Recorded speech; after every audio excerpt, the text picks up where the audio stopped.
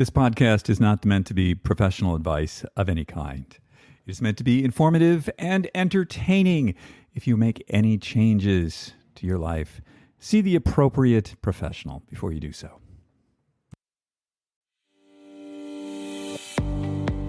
Welcome to Super Age. My name's David Stewart.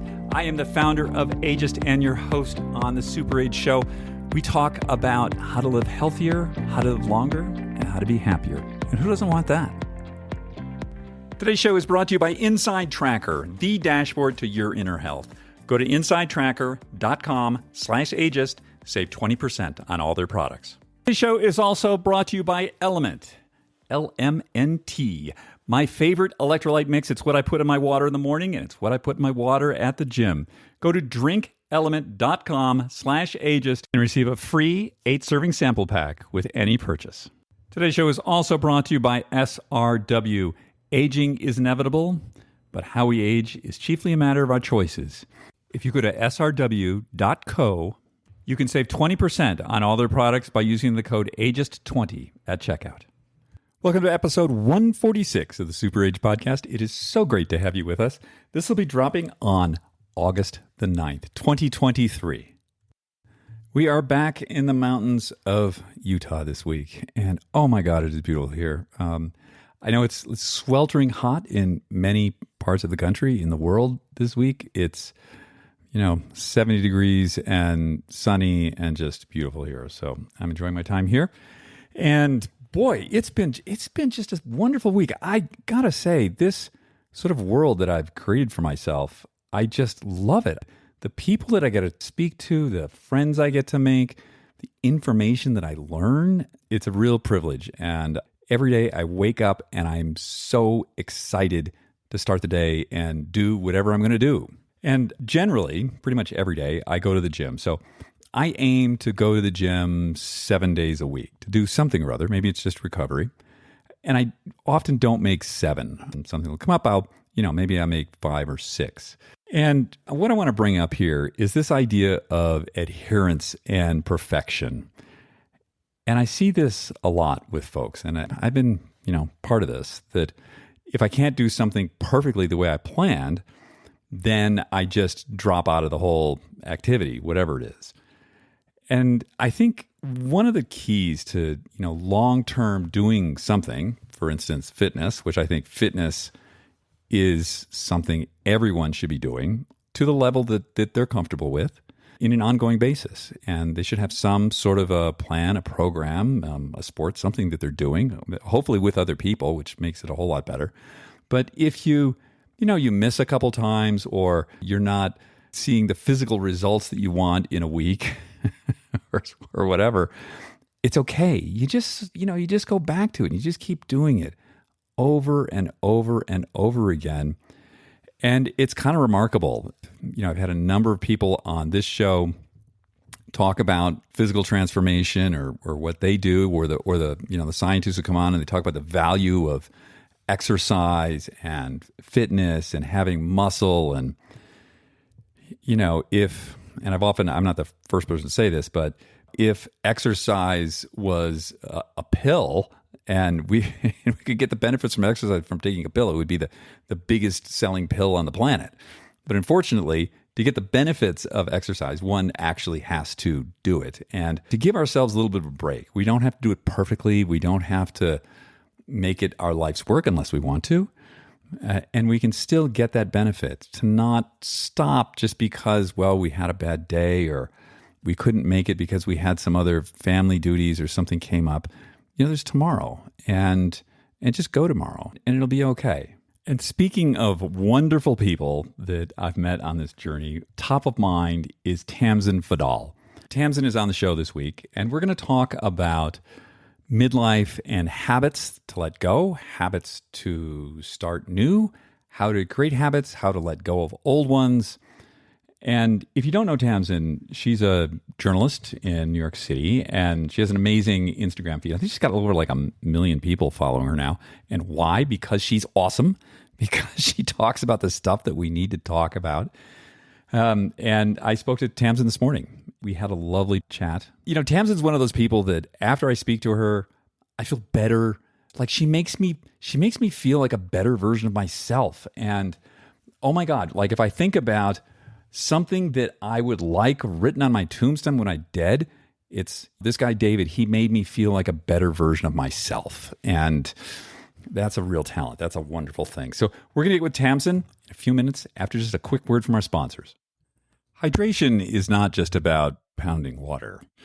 We have to have some electrolytes in there, specifically sodium, potassium, and magnesium. My favorite electrolyte mix, the one that I use every day, is Element, LMNT.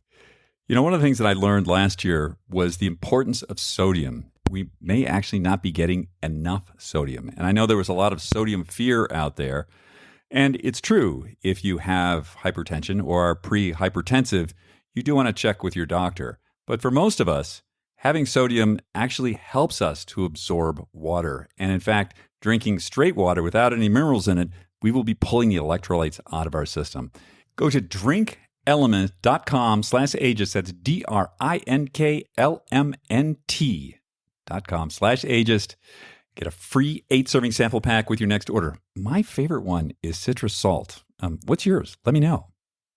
Today's show is also brought to you by Inside Tracker, the dashboard to your inner health. I'm a big believer in getting blood tests taken because it's simply the only way to get in-depth data about your metabolic factors, your hormones, and the things that inform your immediate and long-term health.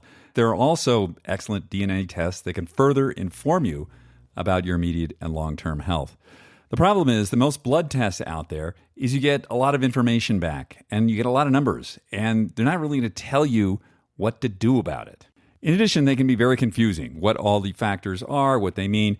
Inside Tracker has a dashboard and a platform that simplifies all of that. I get food first, supplements second recommendations about how to optimize my inner health.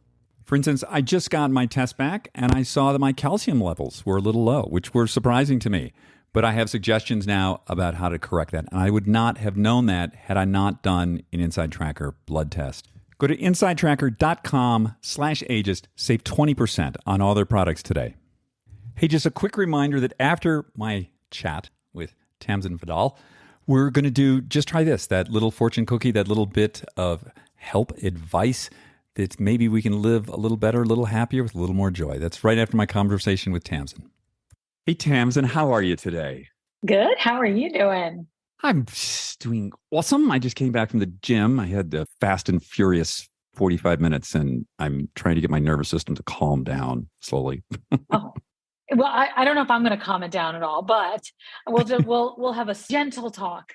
Okay, sounds good to me. We can all use more gentle in our lives.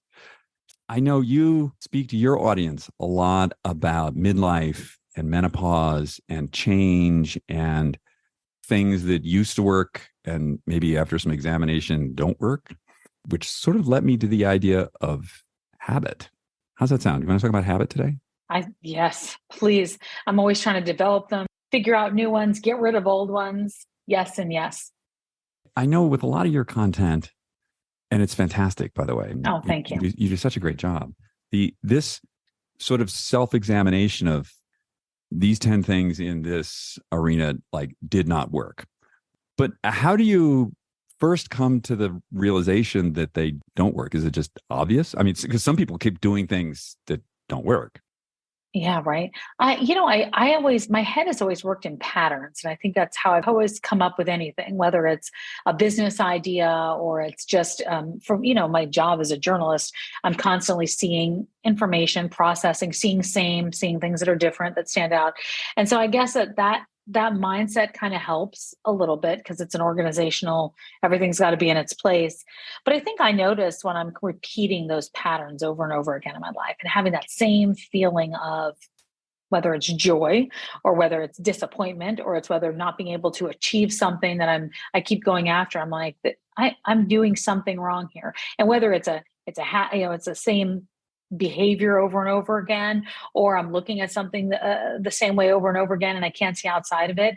I don't know. I think I've tried to form habits as a result of that, but it's definitely from observation and feeling. I think it's emotion more than observation, maybe. And do you feel that, there's sort of two sides to the habit coin? If you recognize you're doing something that's not so great, there's the letting go of that, but then there's the replacement of the new behavior. Mm-hmm. And Mm-hmm. so how does that work for you? Is it easier for you to just say like, I'm not going to do this thing anymore? Or when I have the urge to do this thing, I'm going to replace it with this other thing? That's a good question, because I think, I don't know about you, but I have like one thing after another I'm supposed to do in a given day, right? I'm supposed to wake up earlier, get outside before 10 o'clock, make sure I have more light, supposed to meditate, journal, take a cold shower, take my supplements. I'm like, what am I doing? And then I just kind of give up. So I've realized that I have to put just a few things in place. It can't be multitasking. And I feel like if I see something working, something has to click, right? And when that click happens, it becomes less of I've got to do this as a habit and more of this is what I do. So I think when it becomes this is what I do, it's kind of mindless. I'm not thinking about it anymore. And when I take it out of that place of what I have to do, it becomes a little less pressure. And I'll give you an example. I've been working out a lot, and my body has changed since I hit midlife, hit menopause. The guacamole and chips and cheese and a margarita at night don't work anymore at 11 o'clock when I get off the air. They just don't. And I've realized that like I had to change some of my eating habits, right? So whether it was time or whether it was what was going into my body. And this took me a while. I'm like, how am I ever going to get like this habit of going after sweets and eating an energy drink? Like those have been incorporated into my life recently. And I was really annoyed by it. And I thought, like, I just got to get through 3 days, 5 days, 7 days, 10 days until it becomes a habit and I'm not thinking about it anymore. And now I'm in that place where I'm not thinking, I'm not craving whatever that other thing was. And it's become a habit. And now it's become part of just what I do. And so it feels really good. And I was talking to a friend about this click. I said, this click has to happen. And then that's just what you're going to do. And you don't think of it as I've got to establish this and make sure I do it every Monday, Wednesday, and Friday. Is it possible to sort of separate out the ideas of this is what I do and this is who I am? Oh, that's good. I don't know. I think you have to sometimes, right? I think maybe eating, going to bed early, maybe I don't know what else you add to that, or that this is who I am. And then I think that the habits maybe are some of the other things. Maybe they're more creativity related or career related. But then I don't know. It's going back and forth like this. It's like a wave in my head. I don't know if you can separate those things out. I don't know if you want to, because some of those things you want to be you, right? I want to be that person that can help influence somebody else live a better lifestyle. Or I want to be that person that makes somebody who's very frustrated about a situation feel better, or doesn't want to work out and does, or has never thought about I don't know, whatever it is, turning off their phone early, and now they do. I'd like to be that. So maybe you can't take them. Maybe you don't want to separate them. Just thinking about this, that it's an interesting trick that I think I play on myself. So if it's something that I want to change, something that I don't think is so great for me, yeah, I tell myself that's not who I am. I'm doing this thing, but it's not who I am. Do you feel like you're judging yourself? It takes away the judgment. It's like you're not a bad person for doing this thing, because that's not who you are, right? I say to myself, like, I just did this thing, but that's not who I am. Remember that movie, like You're Better Than the Gap? What was that? Crazy Stupid Love. You're better than the Gap. So, yes, I remember. So if I want to let something go, I sort of say to myself, that's not really who you are. You can do this other thing. But on the flip side, if I want to help start to incorporate something into me, I say, like, you're the person who goes to bed at this time. Like, you're one of those people. You're a person who does this, and it's sort of a silly mind trick, but it's what I kind of like that. Does it make you feel empowered a little bit more than maybe you would if you were just loosey goosey? Yeah. Like, I don't mean to mean loosey goosey, but like, hey, I can do whatever I want. That's how we were when we were younger, right? Like, yeah.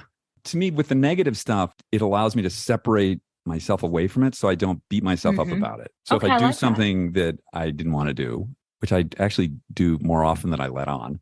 They didn't have what I wanted on the menu the other night. And so it was like, I'm starving. I need to eat something. Okay, here, I'll eat this. Fine. But rather than say like, oh, you're a bad person because you failed and you ate this thing, it's just like, well, that's not who I am. This is just what I did today. And which it helps me break that cycle of like, you did something bad, you are bad. Yeah, the judgment. I feel shame. Okay, so now since I'm shamed, I'm going to do something bad again. Oh yeah, I'm just going to keep doing it. yeah. Just keep That's what doing I'm it because talking I'm about. bad. That's what I'm talking about. That's what my Right. eating thing was. I was like, well, I already did it today, so I might as well just keep doing it until I don't know who's going to stop me. And then I thought, oh, wait, you're going to stop you. And I Right. was doing it with a couple of things, not just food. I was doing it with, I think the pandemic created some habits for me that I had never had before that really made me annoyed with myself. And I couldn't be mad at anybody else about it, even though I tried to blame my husband. This one was staying up late and watching television to take my mind off of whatever was going on. Cause I'd come home from work late and I would have had a day of covering pretty horrific news during that time. And, death counts that were like at something I'd never seen before, just very upsetting uncertainty that we all went through. And I remember I was never a TV person. Ironically, working in television, the last thing I want to do is come home and watch television, no matter what it was. I had never watched the sitcoms at night. I never did any of that. I started watching streaming and Netflix and shows. And I used to pride myself to be the person that was like, oh, I don't watch that show. I don't watch TV. And then I became like, did you see Ted Lasso? And so I started staying up late with my phone, despite the fact that I know I'm not supposed to have and watching shows until 1 o'clock in the morning, 2 o'clock in the morning, 3 o'clock in the morning. And then I became that person that did that.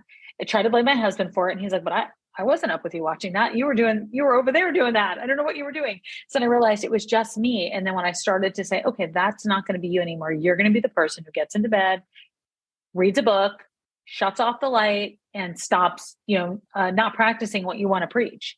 And so I think that you're right. Some of those things, it was happening with the TV shows like it was eating. I'm like, just another half hour, just another half hour, Right. and I'm like, who am I? I'm so disappointed. So that habit has been stopped or smoothed over a little bit. I was listening to these Joe Dispenza tapes the other day. Sure. He's a pretty out there guy. I like what he says though. And he has this thing where it's like, well, when you have this sort of thought enter your mind, it says like, okay, it's 10 o'clock at night, time for guacamole and chips. You just say to yourself, change. Oh, really? That's well, it? I don't know. I find that semi-effective. I'd be like, change. I'm going to go get ice cream. You're right, what's the change? Right. I mean, I think you have to really define that. That's like not. So we go from, I think sort of the first step is like inspiration, right? We need to be inspired. We've read something, we see something, we just feel like something's not happening. Okay. Right. So that's great, but that's not going to get us anywhere. So the next thing is we need to have some kind of plan of action so that whenever the trigger or the prompt, I love that prompt used to be a behaviorist term. Now it's like the AI term. No, it's chat. Prompt the thing. Whenever the prompt comes, So when that comes up, like, okay, so now what am I going to do? What do you say to yourself? It's, you come home from work, you've had a hard day, it's disturbing news, you feel the need to sort of self-soothe. There's the chips and the guac. Netflix. And the Netflix. What do you do? I actually had the little urge last night to get I was in bed already. And I'm like, I deserve a snack. I said those words like I'm 11. I deserve a snack. By the way, I was laying in bed reading the book Outlive. Oh, yeah, the Atia book. I'm reading the book Outlive, and I'm like, I deserve a snack. Why? Really? Out of all the things. And so I thought, you know what I'm going to do? I'm going to continue reading. I'm not going to get out of bed and do that to myself because I'm going to feel I already know the process. So what I did is I looked at the chessboard and I went, I'm going to get up, get a snack. I'm going to have this. I'm going to stand in the kitchen and eat it. As soon as it's gone, I'm going to feel terrible. Then I got to go back and brush my teeth. Then we get back in bed and keep reading this book. That's going to make me feel worse about the fact that I had the snack. Or I could just read this and know that tomorrow maybe I can do it. Delay. And I delayed. I didn't change. So it changed, but I pushed it off. And then I haven't thought about the snack all day until just now. And I don't really want a snack in the afternoon. It's like, it doesn't feel, I don't know. It doesn't feel daring enough. I want it tonight. That's what I do. But I really do try to think about how I'm going to, the after effect of it, all of it, whether it's the gym, whether it's food, whether it's how much I'm going to write in my book, whether it's whether or not I'm going to, waste time. I'm like, how am I going to feel in 30 minutes, in 1 hour, in tomorrow? And that's kind of how I self-correct. And so I'm just going to use your instance. You're in bed and you've avoided you haven't gone to the refrigerator. No snack. So no snack. And do you acknowledge that to yourself? Do you celebrate in some way and say like, hey, Tamsen, you did great. Good job. I think I did this morning. I did this morning because I had I was like, I just felt like, okay. I didn't feel, when I eat too late, I definitely feel it the next day now. I feel it in my mouth. I feel it in I'm not saying, oh, my body feels terrible, but I just feel sluggy. And I thought like, oh, that was so easy. I'm so glad I did that. That's who I am.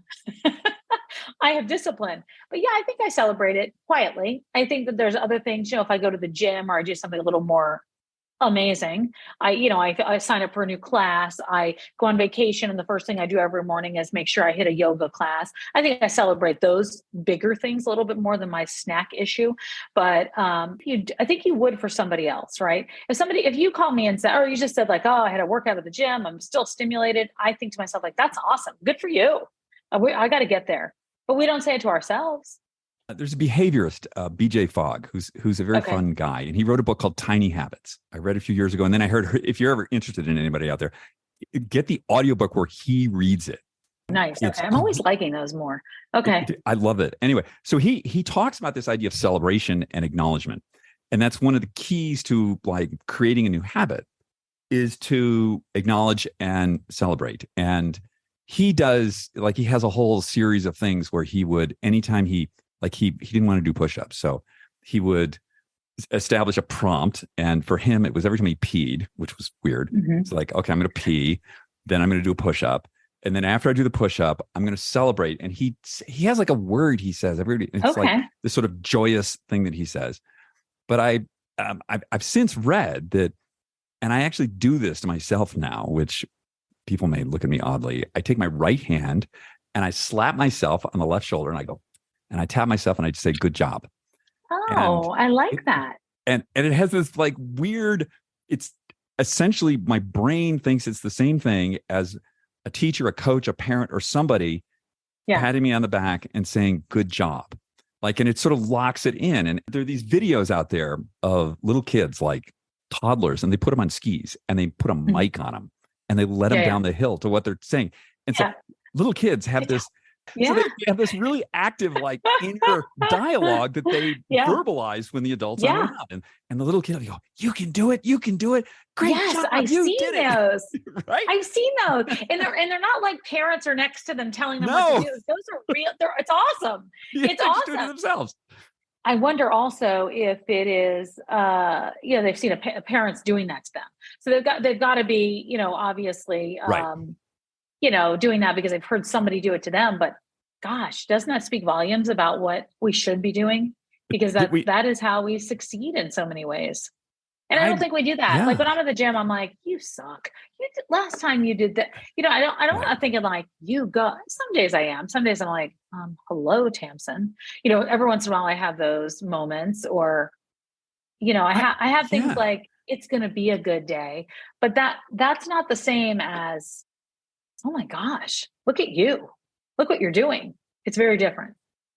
I become sort of embarrassingly effusive at the gym. Right. When I do something and it's like, okay, that was like really hard. And I just sort of stand up and I go like, yes, you did it. It's so true. I'm sure like all these people in the gym looking like, what's the weird guy doing? It feels really good. Like, yeah. Well, I think it's great. I like that you do that though with a physical action too. Yeah. So then that's what you do, because verbal, sometimes you'll forget or say something different. I like that there's actually a movement that goes with it, because I think movement goes a really long way, right? I think so. Movement goes a long way. I think action, that's truly actionable. Yeah. It sort of locks the emotion, the success, the verbalization. And then there's like the movement thing. It's like a little, not quite a dance that I do, but it's like, yeah, good job, buddy. I think that's a good thing though. I mean, that's what kids would do. That's what kids would do. I mean, we do have a lot to, we do, there's a lot of things that we can take away from what kids do too, I think, just Absolutely. there's some simplicities that we should go back to that we don't think. We think every year we're supposed to get better at multitasking, but kids are like in whatever moment they're in. Right. They're not Kids worried don't about what somebody else is multitask. thinking. No. They're not multitasking. I'm reverting back. Like I can't multitask anymore. As I told you before we jumped on here, Yeah. it's like becoming a very, I don't somebody think it, said, yeah. yeah, some experts said to me recently, like, oh, you can't, we fooled ourselves. Our brains can't do that. No. And I said, they can't? I think I can. And then I went, No. you know what? I think I can't. No. I forget who I had some scientists talking to me about what actually happens when we think we're we're not. We're always single tasking, but you're jumping sort of between railroad tracks. And in the jump, you disrupt whatever the thing was you were doing before. And you think like, oh yeah, I can do this and that and the other thing all at the same time. Well, poorly. Yeah. And you feel like you didn't get anything done, but that Right. almost goes back to habit, because don't you feel like or at least accomplishment, don't you feel like if you're really focused on something and you get that, whatever that thing is, whether it's an hour of whatever, a workout or writing or spending time with a friend or just being outside or being creative, and you really are in that moment, do you ever come out of that and go like, I should do that all the time. I should really be focused all the time like that because I was so accomplished in that time, versus 5 hours of sitting at your computer like, I'm on here, I'm over here, I'm down here, I'm over here. And I think that sometimes we think we're getting more done than we are.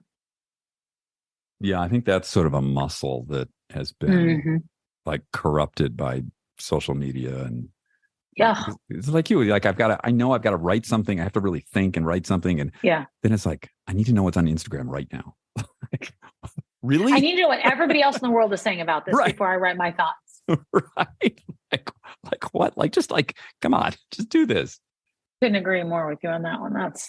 There's also this idea of, I think a lot of us, we're talking about like habit and accomplishment between the long term and the short term. So, and I think that this messes me up anyway. And probably messes up a lot of people. This idea that I overestimate what can happen in the short term, and I really underestimate what can happen in the long term.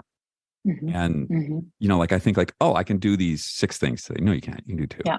Like, what are the things? Like, I look at my week list. It's like 20 things. No, you're going to do like just 4. Yeah.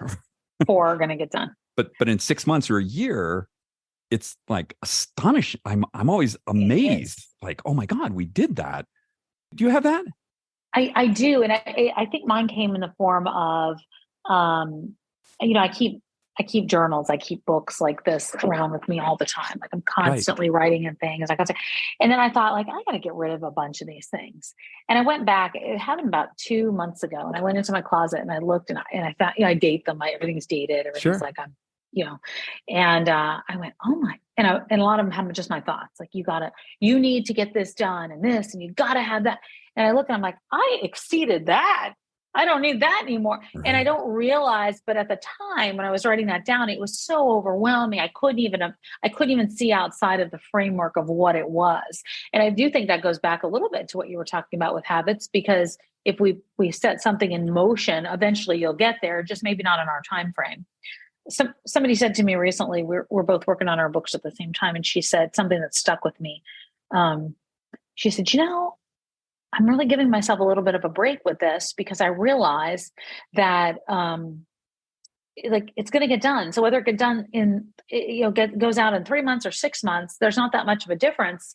But I, in my head, have this date that I've got to hit. Right. And I realize that if I'll be at the end of the 6 months, it's not going to really have made much of a difference. And the pressure I put on myself of getting it all done and what's next. And I thought she was right, because when I was talking about this whole what's next and coming up next movement, I was always thinking like, yeah, where we are now, but what's next? And now I realize that like where we are in this present moment is what's really going to define what's next, instead of figuring it out and looking too far down the line.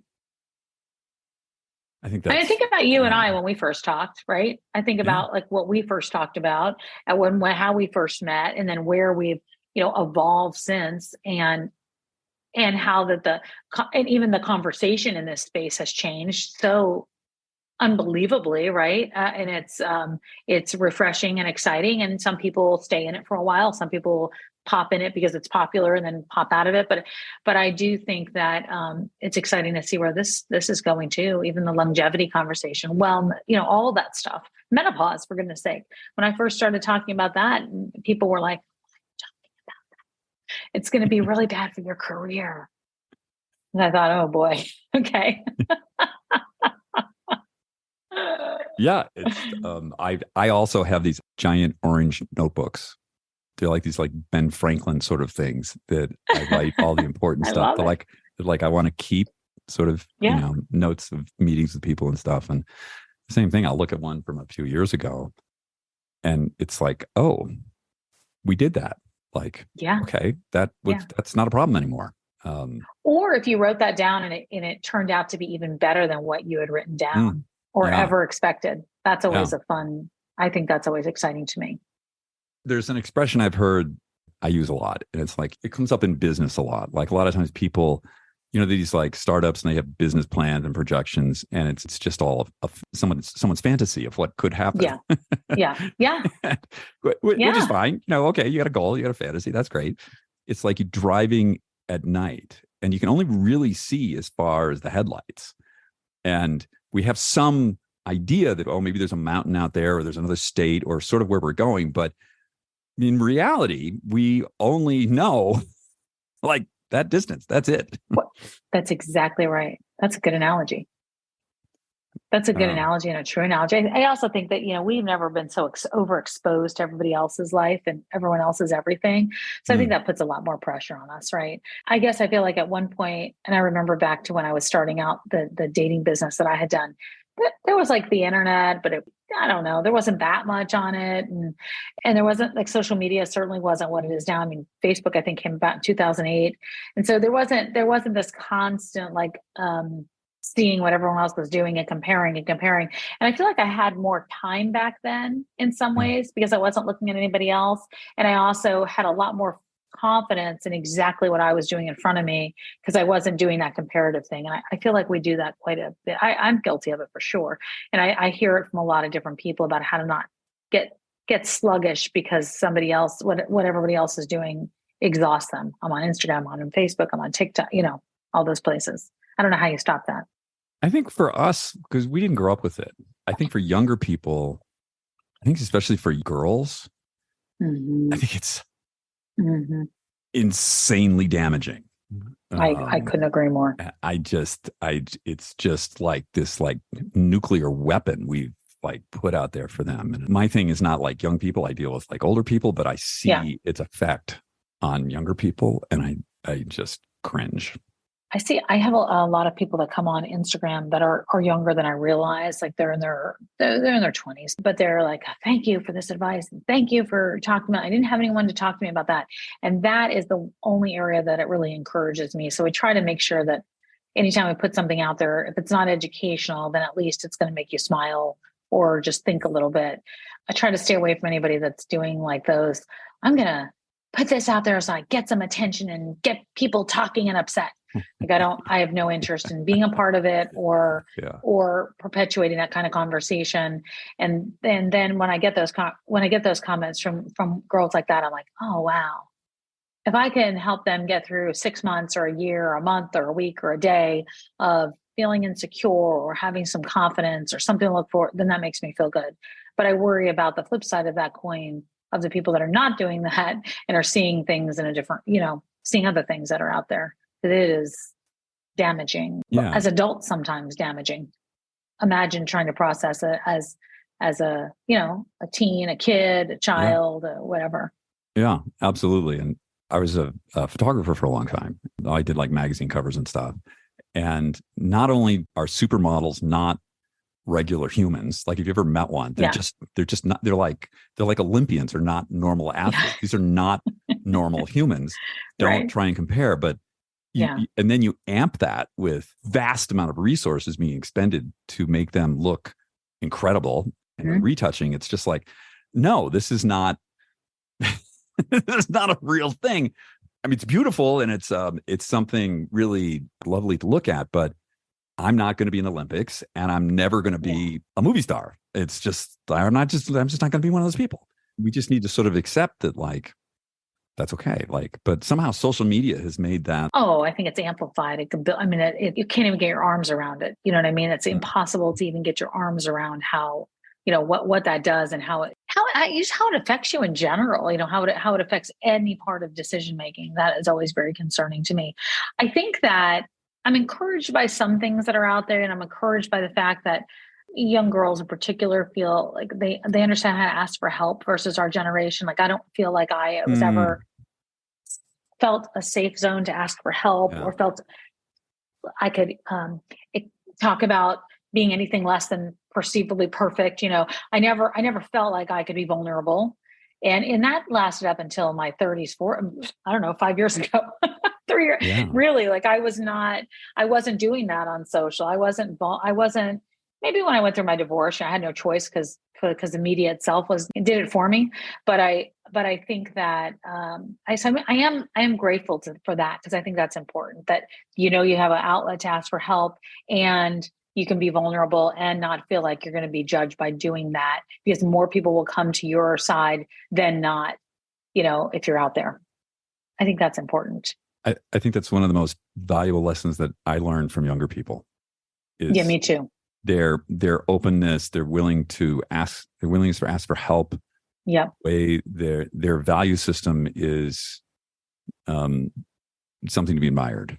And their shareability factors. I mean, they're willing to share, and I've learned that especially through this space. I'm working on this book, and when I go back to some things and I talk about it, I'm like, I have to give it up to people that were in generations that came after me, because they're the ones that taught me that it was okay to be sharing what I was going through. And I had no idea that's what they were teaching me. I mean, that is 100% what they taught me. Yeah, it's something that I think, especially like as a guy being my age, I think that it's really difficult for guys my age to like get their minds around that. Women, I think the sharing part. Yeah, I think women it's easier, I think, naturally, and it's something that I find that I'll be with like a group of guys and I'll say something and they're not quite sure how to react to whatever I said. Right. Like, should they back away? Are we comfortable here? Are we? Yeah. Are you like? Is it okay hanging out with you? We're not quite sure. Right. Like, right.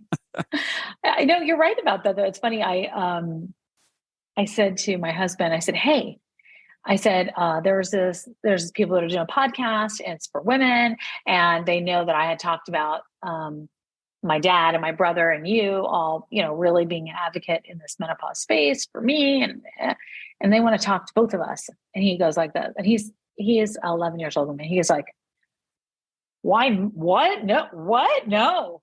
And I go, "But we did." It's not going to be like goofy. It's not going to be like what I do on social. It's going to be like an educational, and then I'm like, oh, I have to sell this differently if I'm going to get a yes. And I go, it's to teach other people. And that's what it really is. And he goes, okay, I could teach, but I'm not going to share. And I go, okay. Oh, I love the reframing. Oh, that's really good. I was like, and then I went like this. Good for you, Tamsen. Oh, I was really proud of myself. That's a ninja move. That was good. It was quick too, because I had like a limited amount of time, and I'm like, I gotta right this ship. This is not going well. Plus, I'd already said yes to her, so What are the habits that you talk a lot about? This is the stuff that I used to do. This doesn't work for me anymore, and I do this new stuff. So, what are the sort of habits that you've developed lately that you practice that are like part of you, who you are now? I mean, I think that I think one of them really is focusing on doing one thing at a time. That's like kind of a big one. The other one is the comparison game that I talked about. It's really, I work at it every day, and I admittedly work at it every day. Every time some new thing comes out, I'm like, oh, why? I didn't think of that. Or, so I really try to not do that to myself. And because when I was younger, I definitely did that. I think one of the more recent habits that I've tried to implement is to make sure that my going to sleep and waking up in the morning is kind of a set, that I'm setting a pattern. Because I feel like that's forever. That's not I'm going to do it this week and hope it's okay. Like it's going to only get more important to me to have that, in place. And so I'm really trying to figure out what that routine looks like. Cause I used to be the girl that was like, I got 4 hours of sleep last night and I have 2 Red Bulls and an energy drink on top of that, and I don't want to be that person anymore. I don't think she's cool. I'm putting her away. And then, I want to also be somebody that lifts other women up. And I think that's become more, like that drum beat's gotten louder and louder in my head recently. Like I feel like I want to be that girl that somebody says, hey, Tamsen, help elevate my voice. And that's why it's out. I just feel like that's important to me, to not be like, gotta be all me. I gotta do it. I want to elevate those voices. And I have felt a much larger and much more important sense of community as a result of that. And I love it. It gets me like really excited and feel good. I mean, I think you and I do that. I mean, I think that I'm taking time to appreciate the people around me. And I want to make time for them and never be too busy and never, I want to do that. That's who I want to be. I really like what you said. Like, who am I now? That's who I want to be. And, then of course the wellness space is been a big one. I went back to school for that. I took, like a year of courses, for IIN and, do I know everything? No, but I feel like I'm trying to implement some of those practices into my daily life and so that they're long-term and not short-term. Because when you know your why, right? When you know your why, that's the thing. Yeah. Know your why. Yeah. And that powers everything. It powers everything. It powers everything. And it's hard to get like that can take a little while to clear on the why. Yeah. 100%. It's the comparison thing, and then not forgiving myself if it's not done in this time frame. That's my imaginary time frame, my make believe. That's my make believe time frame. I tried a time tracking app. Like my wife uses a time tracking app, and it works really well for her. It's like every 20 minutes, this like little ding goes off, and then she does something else. So I tried that. But by the end of the day, I was a crazy person. Like, oh my god, I can like 2 minutes. I gotta finish this thing. And at the end of the day, she's like, this doesn't work for you. This is not working for me because it's not working for you. Yeah, that would make me crazed. Like, there's no way. I don't need a time. I have it already. I'm like, today I wake up in the morning. So this is what I do, which is probably my own time track. I look at my list of all my appointments, and instead of relying on my calendar to beep or whatever it is, I put the time in there, so I knew we were going to talk today, and then I set it back 10 minutes. So I know for the next 10 minutes before we're going to talk, I either look at the website or I look at your podcast or I look at whatever it is, whatever the conversation is going to be, so I can get reacquainted in that moment. Because if I don't do that, I'm going to be on and be like, hey, what are we doing today? And I don't want to be that breathless, anxious ball of whatever it is that I did for a very long time. This comparison thing. So there's one particular person sort of peripherally in our world, and he really bugs me. And it's not like it's ridiculous. So he says things that are not particularly bad. There's not the basis in reality that he makes them out to be. And so about 3 or 4 times a week, I'll wake up in the middle of the night and I'll be in my mind writing an imaginary blog post about how messed up this is. And what I've come to realize is like, this has nothing to do with this other person. This is me anxious about something else. It's just this like distraction in my brain about, well, I'm really worried about whatever's happening in the next 3 weeks and I'm not prepared. So I'm going to shift all my attention onto this other person and make them whatever and just like lash out at them rather than like do this thing and it's absurd. And I so often I wake up in the morning, it's like, oh my God, like how much did you think about this in the night? Can you please stop this and just like get on with it? I have it too though, but I've had it too before. It's so absurd. My husband's like, if you spent all the time that you spend looking at that, you would be way ahead. I'm like, I was writing, I'd be like, so behind. And he was like, if you spent half the time, and I go, I know that. You think I don't know that? I know that. But, I think that it's because the access is so much easier. You wouldn't Yeah. even know what that person was saying if it No. was like in the newspaper once a year, Right. how it used to be, or maybe the person got a voice on a radio show. But now, since we all have our own TV stations and radio shows and podcast show, and we all have our own, platform, it's a lot easier to be like, this is the problem. Not me. This is the problem. You know what I'm going to do is I'm going to blame it on the, meta algorithm that keeps That's it. putting this person in my feed all the time. And And basically somebody would be like, unfollow them. I've done that too. And then I go and I just type in their name. I just type in their name. He's a perfectly fine person. Like there's nothing wrong.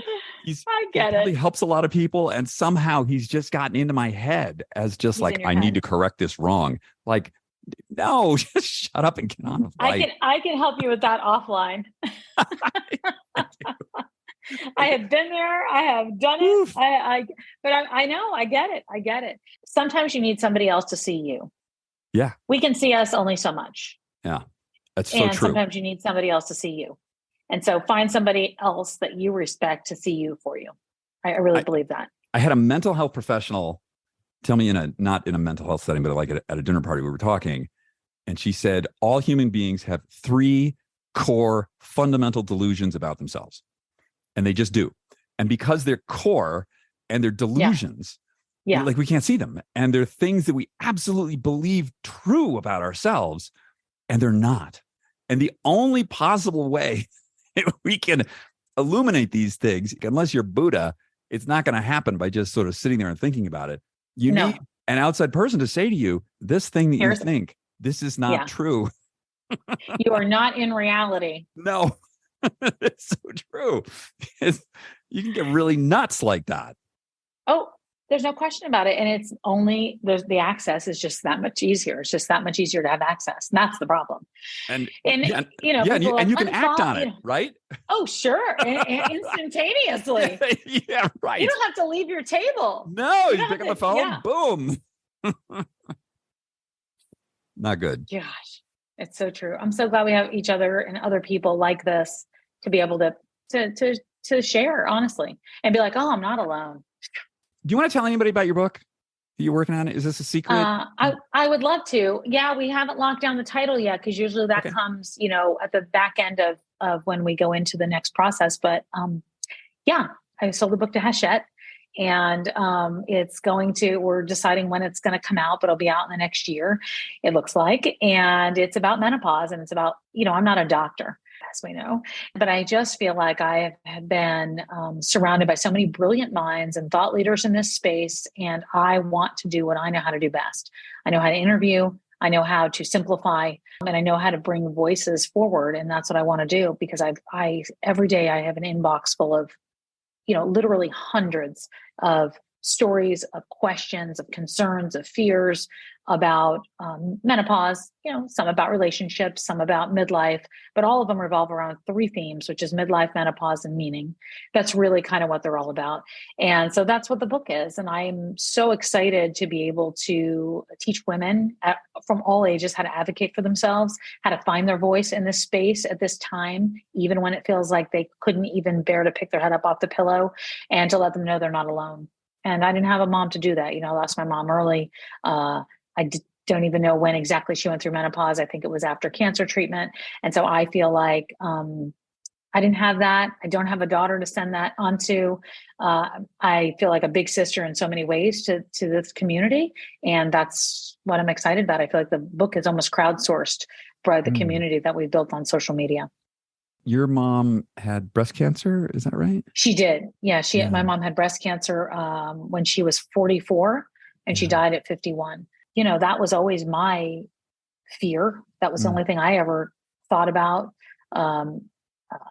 was nervous about, or thought was even a concern for my future, until I ran into perimenopause and then menopause. And then I realized, oh, wow, this is a whole nother part of life that you need to start paying attention to and take seriously, because it was affecting a lot of, everything, affecting my career, affecting my relationships, affecting how I slept.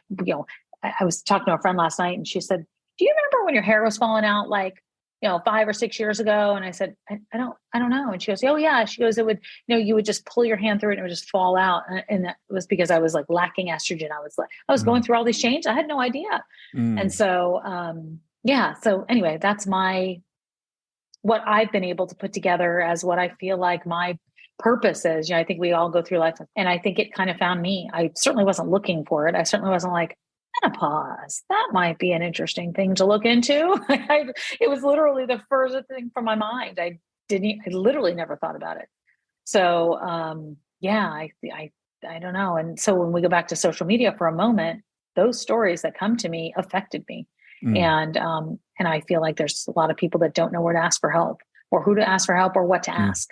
I think the OBGYNs are, they're just like overwhelmed with other stuff, fertility issues and all kinds of stuff. And, I think I heard they get like a day or 2 days of training on menopause, like nothing. And nothing. They have to self-learn. Yeah. I talked to one that said the patient came in, asked her a bunch of questions in their like 18-minute visit on average. And she was like, I'll be right back. She said, I went and I Googled for questions. Right.